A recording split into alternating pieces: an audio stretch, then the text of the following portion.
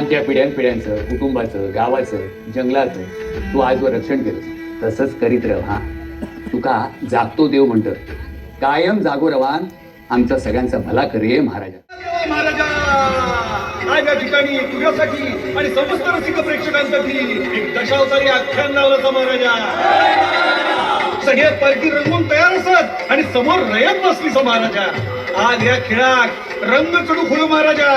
आणि जर काही या खेळाकडे कोणी वाकडा नजरेनं बघित असाल तर वडाची चाल पिंपळात कर, पिंपळाची चाल वडात कर आणि त्याचे दात त्याच्याच घशात घाल रे महाराजा. विकास करताय, जंगल तोडून निसर्ग उद्ध्वस्त करून कसला विकास करताय? विकास पाहिजे, पण निसर्गाचा समतोल संपून विकास करणार असाल तर जंगल संपतील, पाऊसही संपेल आणि दुष्काळात जगतील पुढच्या पिढ्या.